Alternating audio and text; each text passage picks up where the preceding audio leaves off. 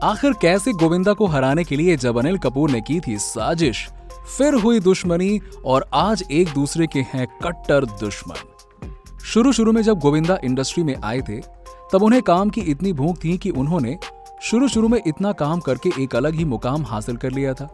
गोविंदा के पिता अरुण कुमार आहूजा बॉलीवुड के एक फिल्म निर्माता थे, लेकिन फिल्म में हुए नुकसान के कारण उन्हें अपना बंगला भी बेचना पड़ा था और तभी से गोविंदा ने ठान लिया था कि अगर उन्हें कभी भी कोई भी काम मिले तो वो आलस नहीं करेंगे। इसके बीच में गोविंदा का बॉलीवुड इंडस्ट्री में आना होता है। शुरू में ही उनकी डेब्यू फिल्म हिट हो जाने के बाद वो उसके बाद कई सारी बड़ी फिल्मों की ऑफर स्वीकार कर लेते हैं। पैसों की लालच में गोविंदा ने बड़ी बड़ी फिल्मों को स्वीकार कर लिया था, लेकिन उसमें साइनिंग अमाउंट कुछ ज्यादा ही था। हालांकि इसका खराब असर भी उनके जीवन पर पड़ा। बताया जाता है कि ढेर सारी फिल्मों के डेट्स के कारण गोविंदा का पूरा शेड्यूल ही बिखर गया था और ऐसे में गोविंदा उस जमाने में अपने लेट हो जाने के कारण काफी ज्यादा बदनाम हो गए थे, जिसके चलते तमाम निर्माता और निर्देशक काफी परेशान रहा करते थे। लेकिन इन सब के उलट गोविंदा का नाम होता था फिल्म हिट हो जाने की गारंटी, और इसीलिए गोविंदा के सारे नखरे तमाम निर्माता और निर्देशक आसानी से उठा लेते थे। 90 का दौर शुरू होते होते गोविंदा एक बड़े सुपरस्टार बन गए थे। उस जमाने में उनके सामने खान्स और कोई बड़े सुपरस्टार होने के बावजूद भी उन सबसे बड़े सुपरस्टार बन गए थे गोविंदा, और ऐसे ही गोविंदा के आगे सब सुपरस्टार बौने नजर आते थे। और ऐसे ही गोविंदा ने अपना ये रुतबा पूरे बॉलीवुड इंडस्ट्री में 10 साल तक बनाए रखा। मतलब साफ शब्दों में कहें तो उस समय में गोविंदा के आसपास भी कोई सुपरस्टार भटक ही नहीं पाता था। ऐसे ही गोविंदा ने अपने करियर के समय में भारत के करोड़ों लोगों के दिलों में चाहत बनाई थी। तो वहीं दूसरी ओर गोविंदा ने इंडस्ट्री के कई सारे सुपरस्टार के साथ 36 का आंकड़ा भी बना डाला था। उनमें से एक थे अनिल कपूर। वैसे तो इंडस्ट्री में अनिल कपूर और गोविंदा का रिश्ता सीरियल जैसा था, लेकिन इन दोनों की दोस्ती भी कभी नहीं बन पाई। मतलब साफ शब्दों में कहें तो हमेशा ऐसे ही गोविंदा और अनिल कपूर के बीच तकरार ही देखने को मिली है। फिल्मों की ओर नजर डालें तो गोविंदा से पहले अनिल कपूर बॉलीवुड इंडस्ट्री में आए थे और इसी दौरान गोविंदा की फिल्म इंडस्ट्री में एंट्री होती है। तब अनिल कपूर बॉलीवुड में एक सीनियर अभिनेता के तौर पर चल रहे थे, क्योंकि उस जमाने में अनिल कपूर की काफी सारी फिल्में बैक टू बैक हिट हो रही थीं। ऐसे में जब गोविंदा फिल्म इंडस्ट्री में आए तो गोविंदा अनिल कपूर के सामने जूनियर जैसे थे। आने वाले समय में गोविंदा और अनिल कपूर को एक साथ एक ही बड़ी फिल्म ऑफर हुई और फिल्म का नाम था आवारगी। आवारगी अनिल कपूर और गोविंदा की एक साथ पहली फिल्म थी, लेकिन इस फिल्म को रिलीज होने में इतना डिले हुआ कि इसके बाद गोविंदा की कई सारी फिल्में आ गईं और तब गोविंदा एक बड़े सुपरस्टार बन गए थे और वो अपने करियर को पटरी पर लेकर आ गए थे। ऐसे में ही अनिल कपूर और गोविंदा के बीच ईगो क्लैश होना शुरू हो गया। फिल्म की बात करें तो फिल्म को 1990 में रिलीज किया गया था। हालांकि फिल्म की शुरुआत करीबन 4 साल पहले हो चुकी थी। तब गोविंदा इतने बड़े सुपरस्टार नहीं बने थे। वहीं उस समय अनिल कपूर गोविंदा के सीनियर हुआ करते थे और ये फिल्म रिलीज होने से पहले गोविंदा हिट होने लगे तो उसे लगा कि वो सेकंड लीड रोल वाली फिल्मों में काम नहीं करेंगे। ऐसे में बताया जाता है कि जब गोविंदा आगे की ऐसी कोई फिल्म में काम करने को बिल्कुल भी तैयार नहीं हुए थे, लेकिन गोविंदा ने अपनी जुबान के कारण निर्माता और निर्देशक की ये फिल्म खत्म की। हालांकि बाद में गोविंदा और अनिल कपूर के बीच इतना ज्यादा ईगो क्लैश देखने को मिला कि दोनों में विवाद हो गया। बताया तो ये भी जाता है कि अपने किरदार को लेकर गोविंदा अनिल कपूर से खफा रहने लगे थे। दूसरी ओर गोविंदा का ऐसा स्वभाव देखने के बाद अनिल कपूर को भी काफी ठेस पहुंची, लेकिन वो चाहकर भी गोविंदा का कुछ नहीं कर पाए। अब 90 के दौर की शुरुआत हो चुकी थी और उस समय खान्स का आना शुरू हो गया था। आमिर खान, शाहरुख खान, सलमान खान और सैफ अली खान जैसे कलाकार फिल्म इंडस्ट्री में अपना पैर जमाना शुरू कर चुके थे। ऐसे में अनिल कपूर के स्टार्टअप को एक बड़ा झटका लगा था।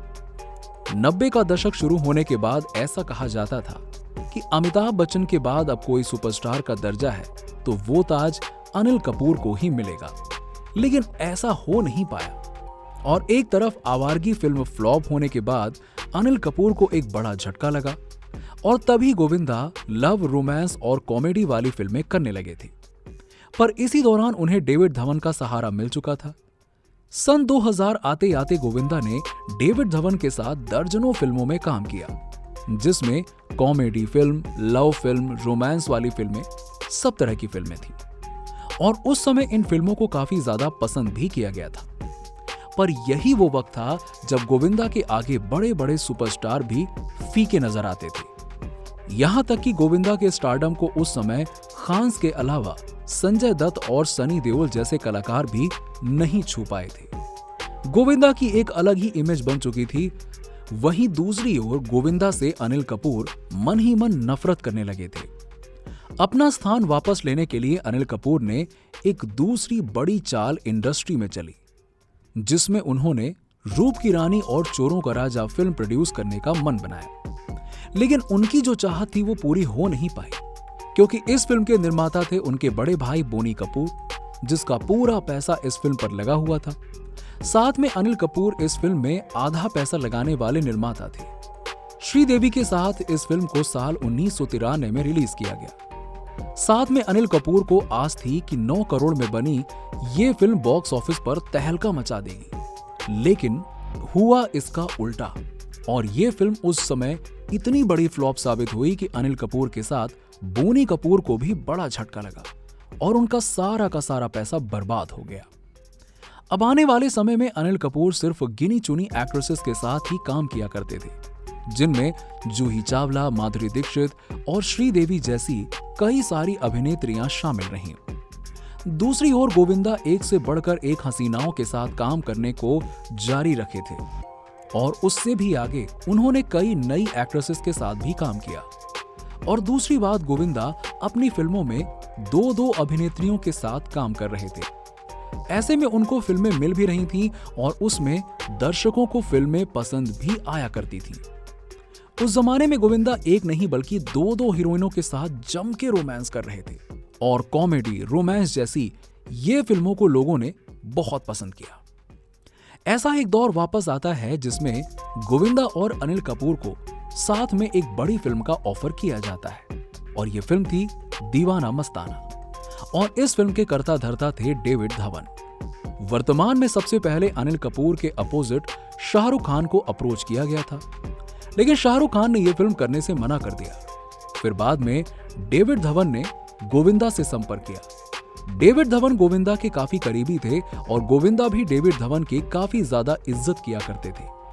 ऐसे में डेविड धवन ने गोविंदा को कन्विंस करने के बाद गोविंदा ने यह फिल्म करने के लिए हामी भर दी। अब यह फिल्म करने पर गोविंदा ने 2 शर्तें रखी कि फिल्म का सारा क्रेडिट गोविंदा को मिलेगा और सबसे बड़ा लीड रोल गोविंदा को ही मिलेगा। लेकिन दीवाना मस्ताना फिल्म की शूटिंग डेविड धवन ने शुरू तो की, लेकिन फिल्म की शूटिंग के दौरान एक बार फिर से गोविंदा और अनिल कपूर के बीच ईगो क्लैश देखने को मिला और इसके वजह से डेविड धवन काफी परेशान हो गए थे। लेकिन जैसे तैसे डेविड धवन ने इस फिल्म को पूरा किया और ये फिल्म डिले रिलीज हुई। इसी दौरान गोविंदा और अनिल कपूर को लेकर एक बहुत बड़ी फिल्म बनने वाली थी, जिसका टाइटल था जोरू का गुलाम। लेकिन अनिल कपूर ने गोविंदा के साथ काम करने को मना कर दिया और बाद में फिर गोविंदा ने अकेले ही इस फिल्म को पूरा किया और फिल्म एकदम सुपरहिट साबित हुई। ऐसे में आप सब जानते हैं कि 1990 से लेकर 2000 तक गोविंदा ने अपनी बादशाही बॉलीवुड इंडस्ट्री में छाई रखी। यहां तक कि संजय दत्त और सनी देओल जैसे बड़े कलाकार भी उनके स्टारडम को छू नहीं पाए थे। लेकिन गोविंदा ने यहां पर फिर से गलती कर दी। कहा जाता है कि ताल फिल्म का सबसे पहला ऑफर सुभाष घई ने गोविंदा को दिया था, लेकिन गोविंदा ने सेकंड लीड रोल पर काम करने से साफ मना कर दिया। और बाद में जब अनिल कपूर को यह फिल्म मिली तो अनिल कपूर ने फिल्म को एक्सेप्ट कर लिया और यह फिल्म ब्लॉकबस्टर साबित हुई। यहां एक बार फिर से इस फिल्म का ऑफर ठुकराने के बाद गोविंदा पॉलिटिक्स में चले गए और अनिल कपूर को वापस बोनी कपूर का साथ मिल गया। और ऐसे ही गोविंदा ने पॉलिटिक्स में जाकर अपने पैर पर कुल्हाड़ी मार दी। कांग्रेस की दी गई टिकट का प्रभाव पॉलिटिक्स में तो चला गया था, लेकिन कुछ सालों के बाद उन्हें पता चला कि उन्होंने कितनी बड़ी गलती कर दी है। जब उन्होंने पॉलिटिक्स में से संन्यास लेकर बॉलीवुड में दोबारा आने की कोशिश करी तब काफी देर हो चुकी थी। और फिर बाद में सन 2000 के बाद ऐसे बड़े बड़े कलाकार आ गए कि जिसके सामने गोविंदा भी फीके पड़ने लगे थे। हालांकि ऐसा नहीं है कि गोविंदा ने अपने करियर को दोबारा पटरी पर लाने की कोशिश नहीं की, लेकिन वो कामयाब नहीं हो पाए। धीरे धीरे उन्हें फिल्में मिलना शुरू हो गईं, लेकिन वो फिल्म दर्शकों का भरपूर मनोरंजन नहीं कर पाईं।